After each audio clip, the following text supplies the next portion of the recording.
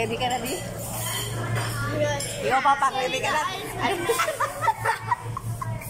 Hi, ako nga pala si Yay, dating OFW na taga Cebu. Ngayon ay naninirahan na sa probinsya ng Luzon. Lumipat lang ako ng bahay pero sa probinsya pa rin ako nakatira. Isang ina na may munting pangarap para sa aking pamilya. Tara, samahan niyo ako sa kwento ng aking buhay. Hi!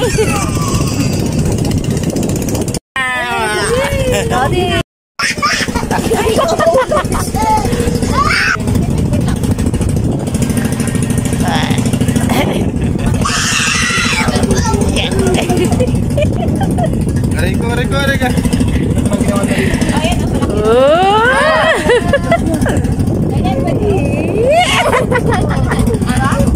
Magandang araw mga ka-blessings! Eto na nga po yung last part ng G-Adventure namin. Sa nakikita nyo, hinihila na po kami at pabalik na po tong cottage na sinasakyan namin.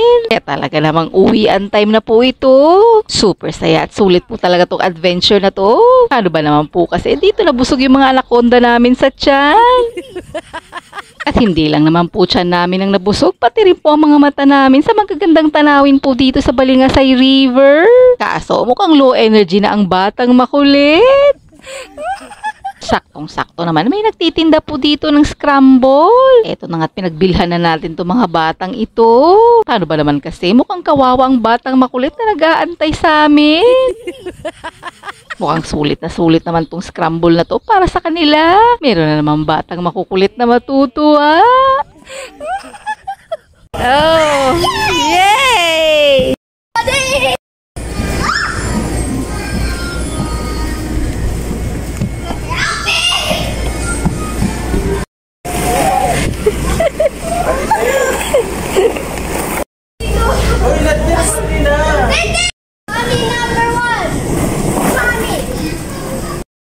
Oh no! Go! Wow!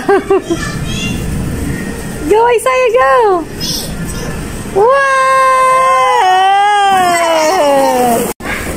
Woo!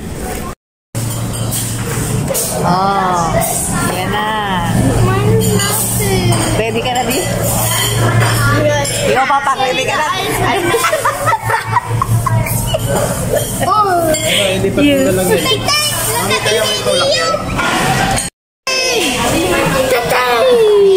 Sexy ka! Bakit na naman eh? Pero kinabukasan nga po, eto nagyaya na naman po sila Kuya Michael dito sa mall. At sa nakikita nyo naman, mega sulit na naman ang mga tiyan namin ito. Pero after nga po namin magsipagkainan doon sa restaurant, eto nagbigyan po natin yung mga batang makukulit na baka bili na po ng cotton candy. Ay talaga namang sobrang saya na naman ng mga mukha ng mga batang ito.